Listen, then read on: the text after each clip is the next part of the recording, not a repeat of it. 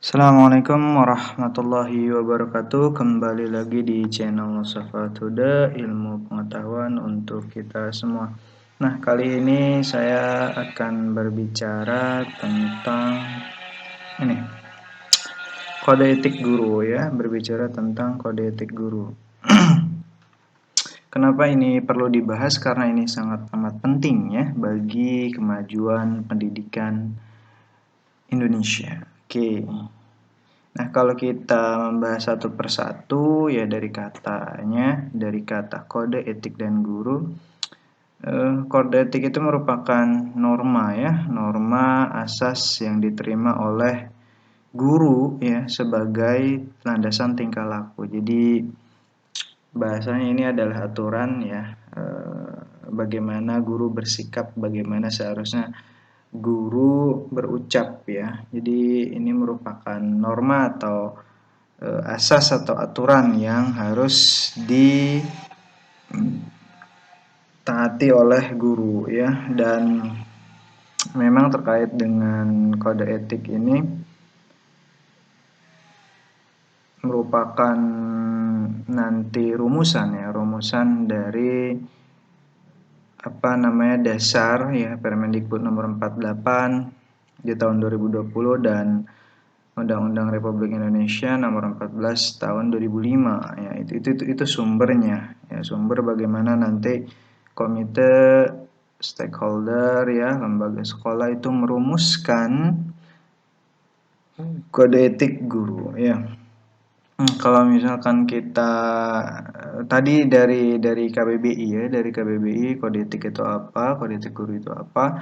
Nah, sekarang kita kalau misalkan berbicara dengan kode etik saja ya, kode itu merupakan aturan dan etik itu merupakan kesopanan, dan di mana kesopanan itu termasuk susila ya. Dan kalau kita membahasakannya ke dalam bahasa Inggris itu ada Professional Code of Ethics ya, pada hakikatnya merupakan suatu sistem atau peraturan ya terkait dengan perangkat prinsip-prinsip keperilakuan ya yang diterima oleh guru ya. Jadi bahasanya ini merupakan sebenarnya hampir-hampir sama dengan istilah di bahasa di KBBI ya, bagaimana norma ya, peraturan ya, aturan-aturan yang sejatinya itu harus ditaati oleh guru, karena memang ini menjadi hal yang penting ya. Guru itu kan panutan, guru itu toladan, digugu dan ditiru, dan guru merupakan profesi yang mulia, profesi yang prestisius ya, yang memang tidak sembarang orang menggeluti profesi guru ya, karena memang di profesi guru itu ada syarat-syarat yang harus dipenuhi supaya kita begitu mendapat predikat atau menjadi seorang guru begitu. Itu ya yang harus kita ketahui ya terkait dengan kode etik guru ya. Lanjut ya. Nah, ini tadi saya sedikit menyinggung di depan dasar kode etik guru. Oke ya, lanjut. Nah, di sini ada Permendikbud ya, ada Permendikbud nomor 48 tahun 2020 pasal 1 sampai 10 dan bab 2 terkait dengan pelaporannya. Lalu ada Undang-Undang Republik Indonesia nomor 14 tahun 2005 pasal 1 sampai 6. Nah, di Permendikbud ini ya, di nomor 48 tahun 2020 ini kan bahasanya Permendikbud ya, artinya memang nanti ya, terutama misalkan kita membahas guru yang membawahi yang ada di naungan Kementerian Pendidikan dan Kebudayaan ya, tentu misalkan dari pegawai kementerian ya, tenaga kependidikan, tenaga pustakawan begitu ya, menteri, staf menteri, menterinya pun begitu ya, itu tunduk dan taat pada kode etik yang ada pada Permendikbud nomor 48 tahun 2020 pasal 1 sampai 10 ya. Pasal 1 sampai 10 dan di bab 2-nya terkait dengan pelaporan bagaimana Jika kalau misalkan ada pelanggaran-pelanggaran itu dilaporkan ya. Nah, di bab 2 itu lengkap terkait dengan bagaimana harus melaporkan ke siapa, prosedurnya seperti apa ya, seperti itu. Nah, saya akan membahas saja di pasal 5-nya ya, di pasal 5. Di pasal 5 ini merupakan penjelasan ya dari pasal 3 ya, yang huruf B ya. Nah, di pasal 5 ini yang pertama adalah mampu berpikir kritis dan sistematis untuk mendorong inovasi di dalam lingkup kerjanya. Ya, berpikir kritis ini merupakan kemampuan ya. Kemampuan abad 21, kemampuan kekinian yang harus dimiliki oleh seorang guru ya. Bagaimana tidak ya, seorang guru itu memang harus memiliki berpikir kritis karena itu merupakan dasar pengetahuan, dasar pondasi yang nantinya digunakan untuk mengkonstruktivis pengetahuan, mengkonstruktivis misalkan teori-teori, metode-metode pembelajaran, ya kan, inovasi-inovasi dalam pembelajaran itu kita harus memiliki berpikir kritis. Berpikir kritis itu berpikir yang ngulik, mendalam, detail, sehingga nanti menghasilkan keilmuan-keilmuan atau menghasilkan pertanyaan-pertanyaan terlebih dahulu yang nanti ujungnya ada pengembangan keilmuan, kemajuan perangkat ya, sarana prasarana dalam pembelajaran itu dimulai dari awal berpikir kritis. Tentu berpikir kritis ini memang ditunjang dengan IQ, EQ dan ESQ yang bagus dalam proses bersikap dan bertindak ya, seperti itu. Maka memang di sini guru itu memang harus memiliki daya kritis yang tinggi ya, begitu. Nah, lalu selanjutnya bisa juga di pasal kelima ini mengajukan ide-ide baru dalam bekerja. Nah, di pasal 5 ada butir yang mengatakan mengajukan ide-ide baru dalam bekerja. Jadi memang ide-ide baru itu perlu, sangat amat perlu ya di dalam kita sebagai guru mengajar, apalagi sekarang di masa pandemi, terus juga tuntutan perkembangan global 4.0 ya, perkembangan industri menuju 5.0 di mana proses perkembangan ilmu pengetahuan, proses perkembangan teknologi itu lebih cepat dari sebelumnya. 5 tahun ya, bahkan 5 tahun lebih cepat. Jadi memang ide-ide baru ini, ide-ide segar ini, fresh idea gitu ya, itu sangat dibutuhkan. Bagaimana tidak ya, sekarang proses teknologi, proses pengetahuan semua bisa diakses dengan mudah ya, dengan sentuhan ya, dengan satu klik, 2 klik keluar. Nah, maka ini dibutuhkan ide-ide di dalam rangka pengembangan materi ajar ya, bahan ajar ya, peralatan ajar, itu semuanya terkait dengan bagaimana kita bisa memajukan pendidikan ya, seperti itu.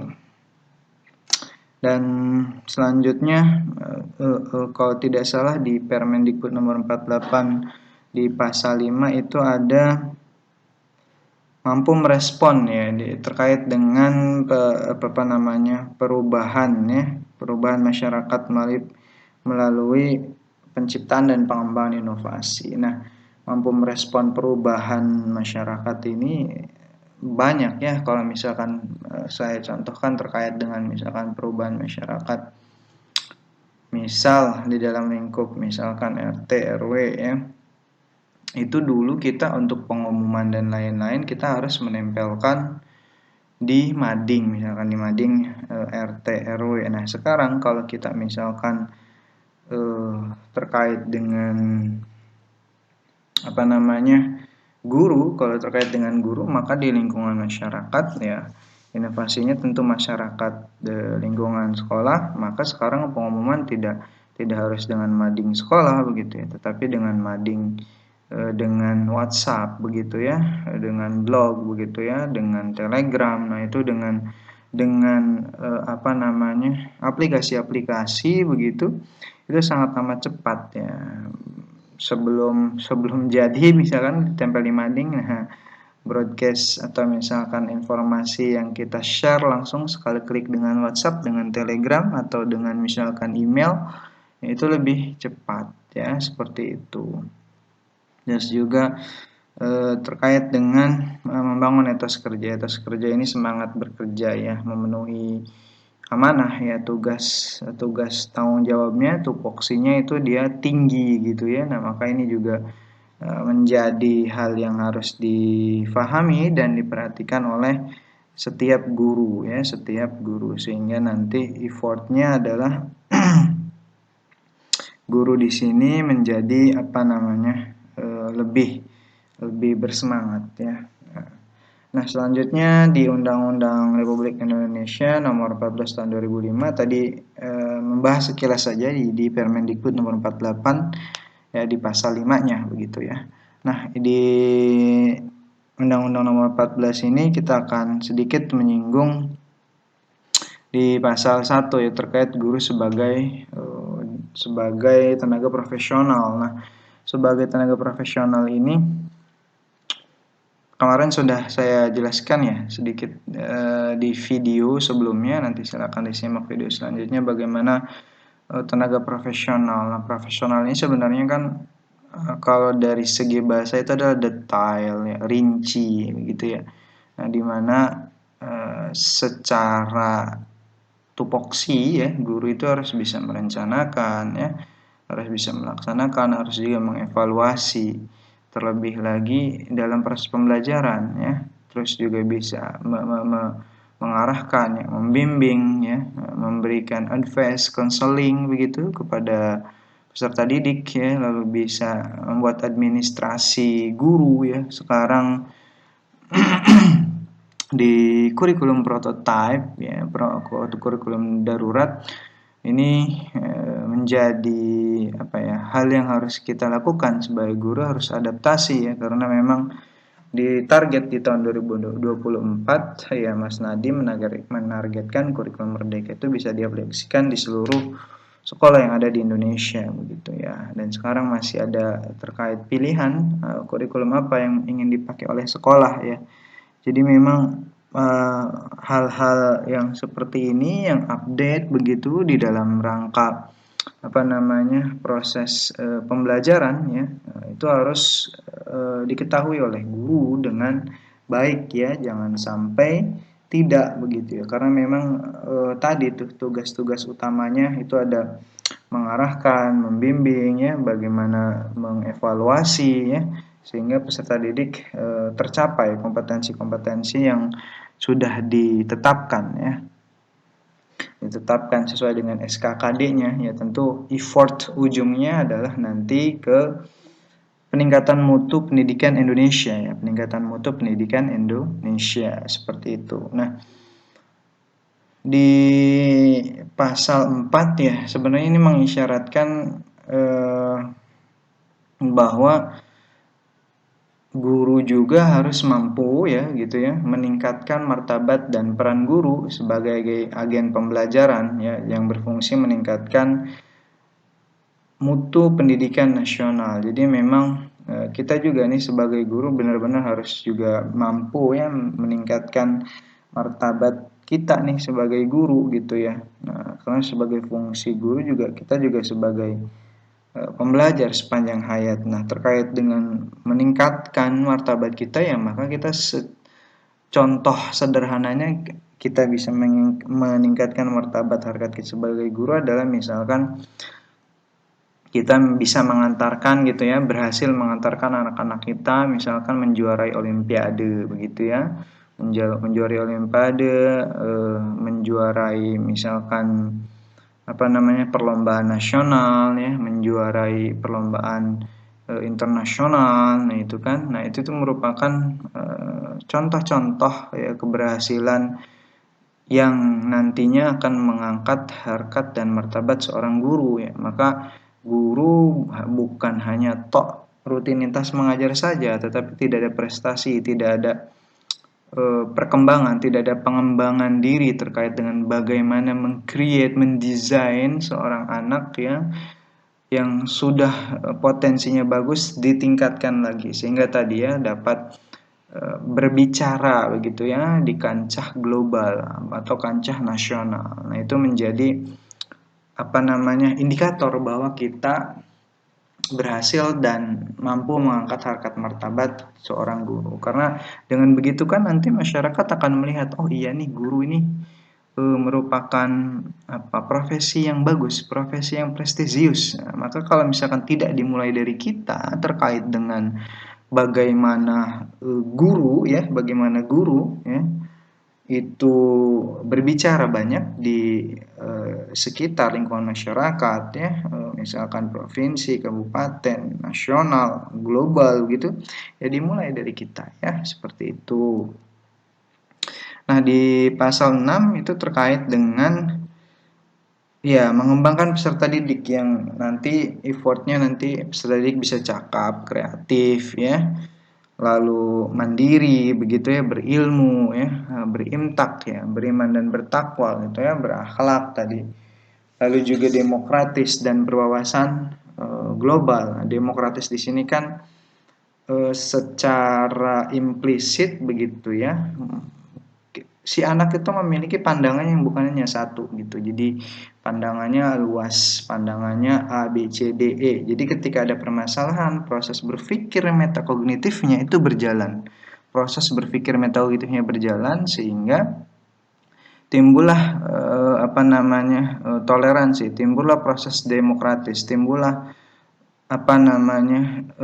kematangan dalam berpikir, kematangan dalam berakal, sehingga ini adalah sebuah output berhasilnya dari pendidikan kita, pendidikan guru-guru kita, pendidikan Indonesia. Maka di pasal 6 ini di Undang-Undang Republik Indonesia Nomor 14 Tahun 2005 ini menjadi hal yang penting nih yang harus kita pahami bersama. Kita sebagai guru dan calon guru yang nantinya begitu mendidik anak-anak bangsa, begitu ya, mencerdaskan anak bangsa, seperti itu. Nah, memang juga di Undang-Undang Nomor 14 ini ditekankan begitu ya, tugas utama dari seorang guru terkait tadi itu ada tenaga merupakan tenaga profesional, di mana tadi mulai dari merencanakan, melaksanakan, lalu mengevaluasi ya proses pembelajaran kurikulum, juga ada melakukan penelitian dan inovasi pendidikan. Nah, kita nih sebagai guru ya nanti, atau guru dan nanti kalian calon guru yang ingin menjadi guru itu melakukan penelitian ya. Penelitiannya itu penelitian tindakan kelas. Nah, di mana kita mafhum lah ya, semua guru, bahkan pun saya ya sebagai dosen juga, itu posisinya melakukan tridharma ya, mulai dari pengajaran, pengabdian, dan penelitian gitu. Nah, guru pun tidak lepas dari tanggung jawab terkait dengan penelitian. Nah, penelitiannya apa bentuknya? Penelitiannya itu adalah PTK, penelitian tindakan kelas. Ya, banyak kayak best practice yang lainnya begitu. Ternyata memang penelitian tindakan kelas ini sangat amat penting. Karena apa? Ini memberikan juga effort ya, memberikan juga contribute kepada tujuan pendidikan nasional, peningkatan mutu pendidikan nasional. Bagaimana tidak begitu ya? Permasalahan-permasalahan itu berawal dari peserta didik. Nah, ketika peserta didik yang memiliki masalah ya, baik itu di dalam lingkungan sekolahnya itu terkait dengan metode pembelajaran, terkait dengan motivasi belajar, terkait dengan lingkungan belajar ya, yang nanti diteliti oleh guru sebagai penelitian tindakan kelas, lalu dapat diselesaikan, memberikan solusi dari hasil penelitian ini, lalu diaplikasikan ke dalam proses pembelajaran, diaplikasikan di dalam proses pembelajaran yang nantinya akan lebih efektif, ya kan? Maka secara linier itu akan berhubungan, ya, akan berhubungan antara prestasi dari si siswa terhadap proses pembelajaran ya, walaupun memang nanti ada lagi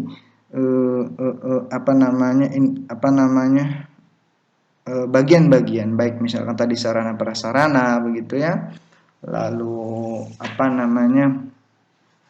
terkait dengan media. Nah, itu adalah hal yang tidak bisa dilepaskan dari proses penelitian tindakan kelas gitu. Nah, ini jauhnya lagi adalah proses penelitian tindakan kelas ini merupakan dasar bagaimana kita dapat melihat perkembangan ya mutu pendidikan Indonesia. Maka sayang sekali kalau sejatinya hasil PTK itu tidak diaplikasikan, tidak diimplementasikan, tidak dilakukan observasi lebih lanjut, tidak dilakukan penelitian lebih lanjut gitu ya. Karena penelitian itu bisa berlanjut dari penelitian sebelumnya begitu ya. Kalau ada kekurangan dilanjutkan lagi, kalau ada kekurangan dilanjutkan lagi, sehingga sempurnalah proses penelitian tindakan kelas itu. Ya, maka kita seorang guru juga harus memang pandai dan terus mengupgrade ya, literasi kita harus bagus, bagaimana kita mengakses jurnal internasional, bagaimana kita membuat jurnal sesuai dengan template jurnalnya begitu ya, itu juga harus diperhatikan begitu, sehingga kita tidak gaptek kita tidak bingung begitu bagaimana membuat jurnal-jurnal, membuat artikel-artikel penelitian yang nanti bisa juga dipublish ya, bisa di nasional, bisa di internasional ya. Itu luar biasa kalau misalkan para guru gitu mempublish jurnalnya ke jurnal internasional, itu luar biasa ya. Menjadi angka kredit juga itu ya, karena kita juga mengerti dan paham bahwa proses angka kredit ini juga peningkatan atau naiknya jabatan fungsional itu kan bertahap juga dengan publikasi-publikasi karya ilmiah yang dibuat oleh guru gitu ya. Apalagi sekarang di Mas Nadiem itu ada Merdeka Belajar ya, yang nanti juga ada platformnya, itu ada website atau aplikasi untuk Merdeka Belajar ya. Merdeka Belajar itu nanti ada mengajar, karya guru juga diupload di situ gitu. Banyak sekali ya. Maka itu harus diperhatikan oleh kita ya sebagai guru, dan nanti mungkin para calon guru ya yang mendengarkan video ini ya terkait dengan itu. Nah, kita lanjut ya. Nah, kita akan sedikit berbicara contoh kasus ya pelanggaran kode etik. Nah, pelanggaran kode etik ini memang juga satu hal yang penting ya, harus kita amati ya. Sebelum berbicara pelanggaran kode etik, saya akan sedikit mencontohkan ya. Di PGRI ada kode etik ya, di mana PGRI kode etik itu kan masing-masing berbeda ya. Artinya nanti ada bisa sekolah membuat kode etik guru ya, lalu ada lembaga atau himpunan atau organisasi guru begitu ya. Masing-masing membuat, tentu acuannya adalah dari Permendikbud nomor 48 tahun 2020 dengan tadi ya Undang-Undang Republik Indonesia nomor 14 tahun 2005, itu menjadi acuan.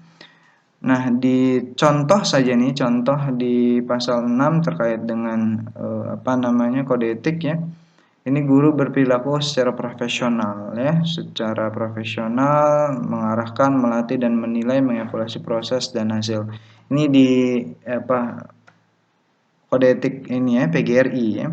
Lalu guru membimbing peserta didik memahami, menghayati dan mengamalkan hak-hak kewajibannya sebagai individu warga sekolah. Lalu guru mengakui bahwa setiap peserta didik memiliki karakteristik secara individual ya, dan masing-masing berhak atas layanan. Ya, itu dia tadi ya. Sedikit di pasal 6 terkait dengan kode etik yang ada di PGRI terkait dengan layanan ya, kita harus memberikan layanan yang sempurna, yang perfect ya, tidak pilih kasih begitu ya, karena semua peserta didik sama. Nah, lanjut ke contoh kasus pelanggaran kode etik guru. Nah, ini ada kasus ya pelanggaran kode etik di di Aceh Jaya. Di Aceh Jaya kepala sekolah dan wakil kepala sekolah ya langsung diberikan punishment oleh Dinas Pendidikan Aceh, diberhentikan dari kepala sekolahnya begitu. Lalu juga ada di oknum guru di Kabupaten Aceh Singkil ya, Muhammad Najur juga memberhentikan ya, atau bahasanya berbicara terkait dengan oknum guru tersebut harus diberikan punishment yang tegas gitu ya. Kalau misal ini terkait dengan kalau misalkan guru tersebut PNS, maka nanti untuk pemberhentiannya begitu, punishmentnya begitu, itu nanti pemerintah. Nah kalau secara struktural misalkan dinas, kepala dinas ya copot begitu ya, dicopot pejabatannya, jabatan di sekolahnya, kepala sekolah atau wakil kepala sekolah dicopot untuk dia sebagai PNS itu nanti ada punishment lagi oleh pemerintah pusat ya terkait dengan pelanggaran kode etik. Nah, memang kode etik ini menjadi hal yang penting nih ya, penting yang harus kita taati bersama, karena ini juga merupakan aturan ya, merupakan asas, merupakan norma untuk meminimalisir atau bahasanya mencegah hal-hal yang tidak diinginkan di dalam rangka nanti proses interaksi belajar di sekolah ya, seperti itu. Nah, ini yang menjadi penting. Apa sih sebenarnya begitu ya penyebabnya begitu, penyebab dari pelanggaran kode etik guru gitu kalau kita pahami begitu. Gimana? Sudah ada terbayang apa? Oke ya. Nah, ini ternyata ada tiga penyebab pelanggaran kode etik guru ya.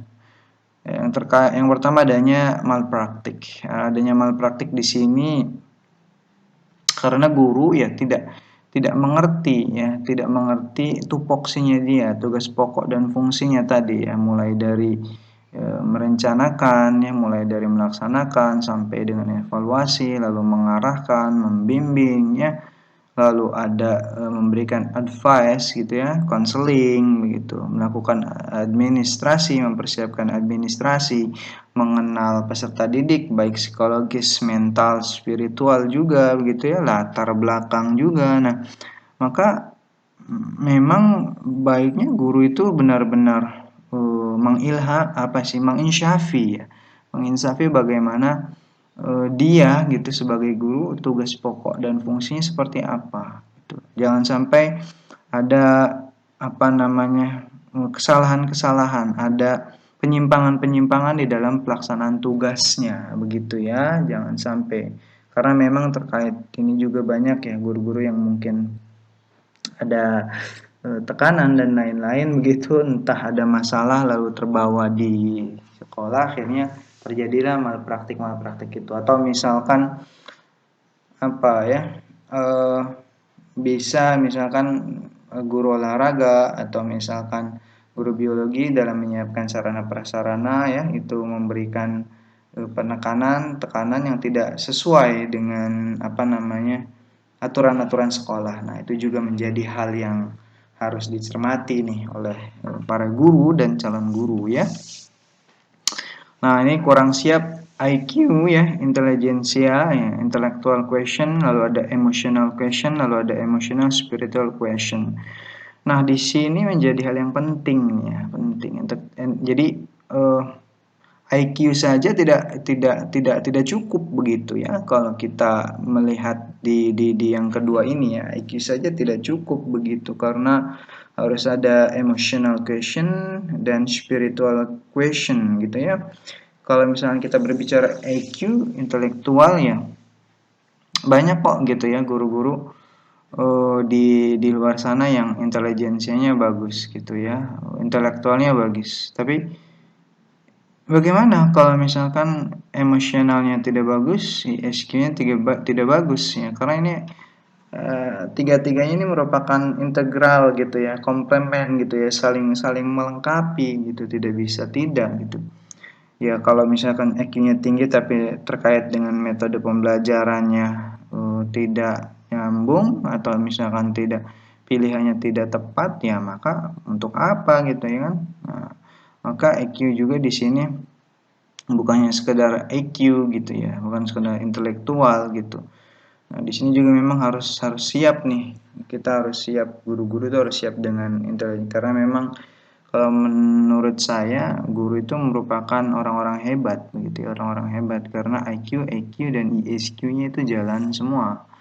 Nah, terkait juga dengan tadi di tingkat kognitif ya, ini kan harus seimbang nih ya, seimbang antara pikiran logik ya itu di otak kiri dengan di otak kanan itu ada nanti ada seni ya, kreatif gitu ya, musik begitu ya. Nah, itu juga harus diseimbangkan, tidak harus cuma satu saja, makanya harus seimbang dengan baik. Emotional questionnya terkait dengan psikologi, terkait dengan mental ya, bagaimana seorang guru juga harus memiliki emotional question yang bagus gitu, yang mampu mengendalikan dirinya, mampu mengendalikan dirinya artinya tidak tidak tertekan gitu, tidak ketika ada tekanan, ketika ada kondisi yang mendesak, dia tidak langsung meledak, dia tidak langsung misalkan marah. Nah, itu juga merupakan emotional question yang harus dipersiapkan oleh guru sehingga guru tidak langsung ya bertindak, tidak langsung bersikap secara misalkan kasar begitu ya, temperamental begitu. Itu merupakan juga kesiapan-kesiapan yang harus kita lakukan sebagai guru ya. Jadi kalau misalnya tidak siap ya jatuhnya nanti kita akan melakukan pelanggaran kode etik itu. Nah, selanjutnya adalah ESQ nih, ESQ Emotional Spiritual Question. Ini penting nih karena ya diingat ya, kita itu memiliki dua komponen ya, jasad ya, fisik begitu, lalu ada ruh begitu. Nah, di mana ruh ini merupakan pondasi, merupakan akar ya.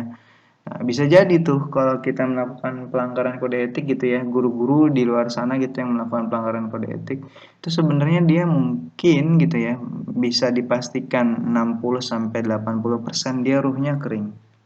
Dia ruhnya kering ya. Dia ruhnya kering artinya asupan rohaninya, spiritualnya itu dia tidak diberikan gitu ya. Kalau fisik kan kita kelihatannya makan, minum ya, jelas begitu ya, olahraga begitu seperti itu sehingga itu tampak keluar. Tapi kalau misalnya spiritual question ya, kalau kita sebagai muslim ya ibadah, sholat, apalagi zikir, tilawah, mendengarkan ceramah begitu ya, sedekah dan amalan-amalan yang lainnya lah ya banyak begitu.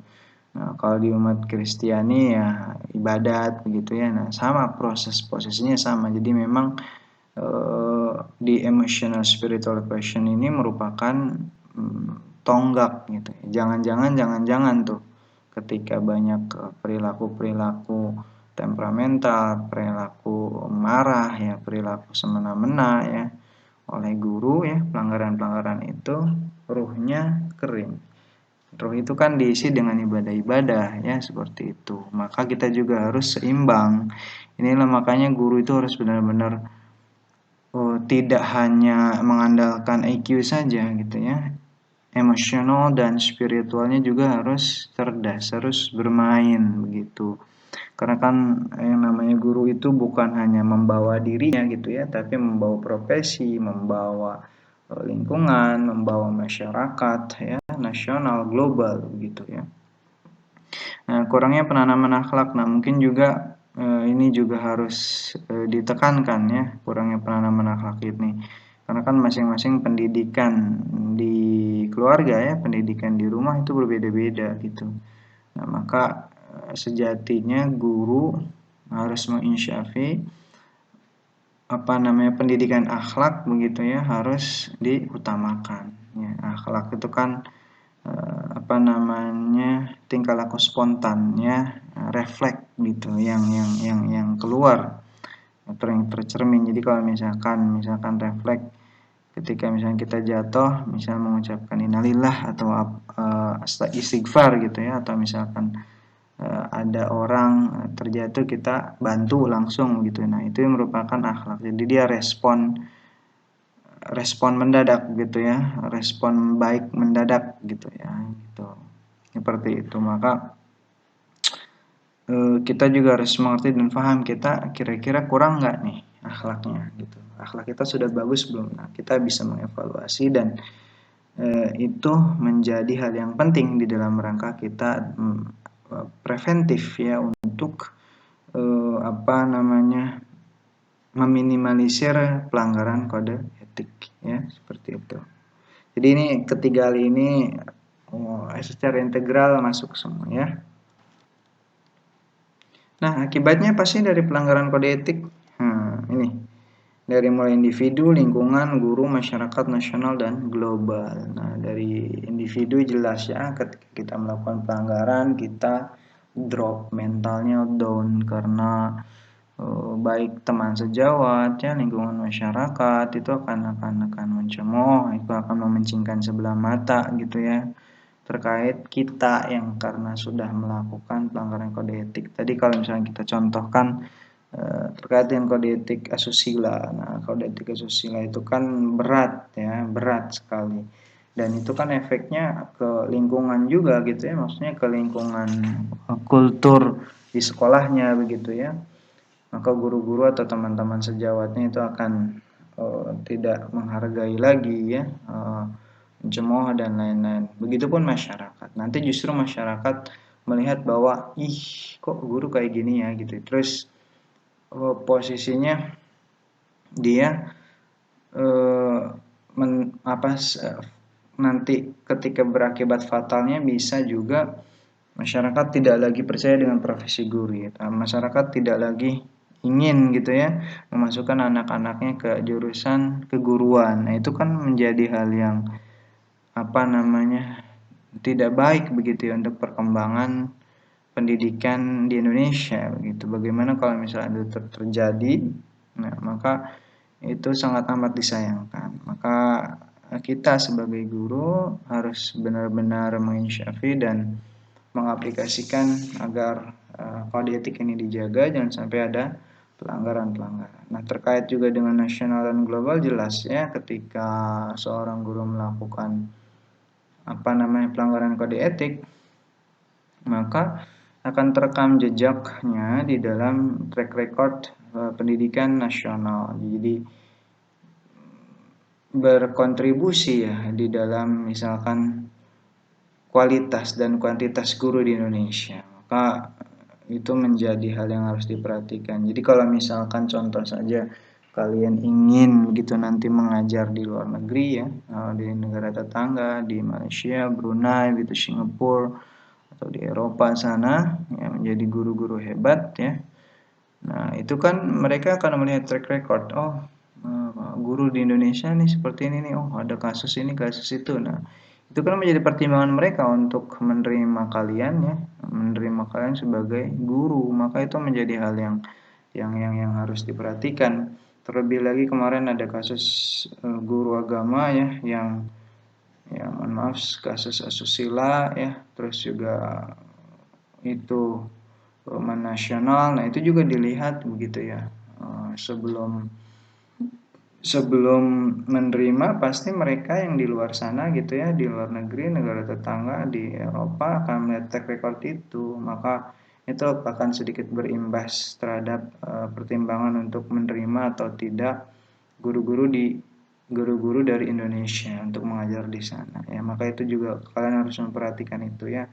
Jadi bukan hanya diri kalian gitu ya, ketika kalian melakukan pelanggaran kode etik. Nah, ini solusinya pribadi ya, harus mengembangkan pengetahuan, harus mengembangkan teknologi ya. Jadi harus diri ini jangan sampai stagnan. Karena yang namanya kalian sudah menjadi guru, profesi guru itu sudah mengerti bahwa kita adalah seorang pembelajar sepanjang hayat. Ya, jadi seorang pembelajar sepanjang hayat. Jadi kalau misalkan ada guru merasa puas setelah S1 begitu mengajar, sudah puas tidak mau belajar lagi, namanya bukan guru. Karena guru itu adalah sepanjang hayat. Ya. Dan yang membatasi kalian untuk bergerak, kalian beraktivitas adalah diri kalian sendiri. Ya.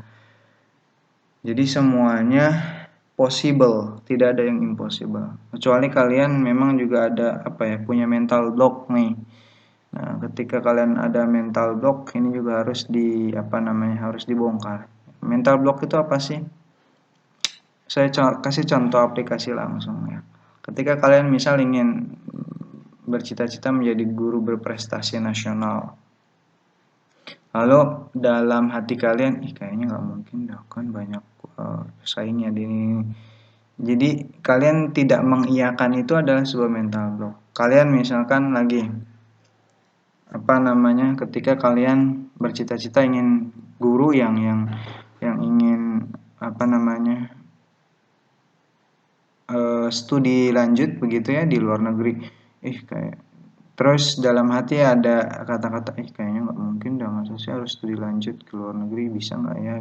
Nah, itu juga mental block ya. Jadi hal-hal kayak gitu baiknya kalian hilangkan ya. Hilangkannya bisa kalian pejamkan mata lalu mental block itu dibayangkan lalu ditarik ke belakang, lama-lama jadi titik dan hilang. Nah, agar tidak ada lagi mental block begitu ya, pembatas diri gitu. Nah, itu harus hilangkan begitu. Jadi bisa seminar, workshop, belajar lagi begitu ya, ikut pelatihan ya, banyak sekali untuk mengembangkan pribadi ya. Nah, itu yang menjadi hal yang penting. Lalu LPTK, PTN dan PTS ya, jelas ya, di LPTK Lembaga Pendidikan dan Tenaga Pendidikan baik perguruan tinggi negeri atau swasta itu sudah mendesain bagaimana kurikulum, bagaimana silabus perkuliahan untuk jurusan keguruan ya, di situ semuanya sudah ada dan itu juga merupakan hal yang positif ya. Cuma memang otokritik dari saya adalah memang harusnya PTN dan PTS itu memberikan juga ujian komprehensif ya, ujian komprehensif terhadap lulusan ya, output calon-calon sarjana keguruan begitu. Jadi sudah bisa terlihat dan terukur gitu ya. Walaupun memang di awal sudah ada saringan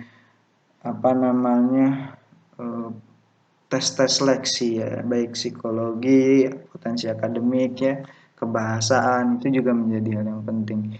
Dan memang juga LPTK, PTN dan PTS banyak juga melakukan seminar-seminar terkait dengan profesi keguruan, karena memang ada ya linearitas antara seminar-seminar, lokakarya, pelatihan-pelatihan profesi guru terhadap pelanggaran kode etik guru begitu ya, positif. Jadi kalau kita sering-sering melakukan seminar, workshop, pelatihan terkait dengan profesi guru, maka pelanggaran kode etik itu bisa diminimalisir ya, seperti itu. Nah, itu menjadi hal yang harus diperhatikan. Lalu juga pemerintah nih. Nah, pemerintah sekarang sudah bagus ya, banyak sekali seperti PKB, program peningkatan berkelanjutan ya, peningkatan kompetensi berkelanjutan ya terhadap guru-guru ya. Ini diberikan pelatihan-pelatihan baik dari skill, soft skill, hard skill gitu ya. Nah, terutama memang di profesi guru begitu memang harus juga lebih ditekankan. Pun pemerintah juga baik Kemendikbud, MPR, DPR RI gitu secara sinergi melakukan hal-hal peningkatan kompetensi guru gitu ya. Itu juga menjadi hal yang penting, apalagi sekarang nih saya juga terjun di fasilitator ya, bagaimana moderasi keberagamaan begitu ya, bagaimana kompetensi guru ya itu ditingkatkan ya, yang secara menasional, mulai dari misalnya fasilitator pusat, fasilitator provinsi, fasilitator daerah, Fasda, yang nanti ujungnya adalah guru. Nah, saya di fasilitator provinsi itu sejatinya melatih Fasda gitu ya.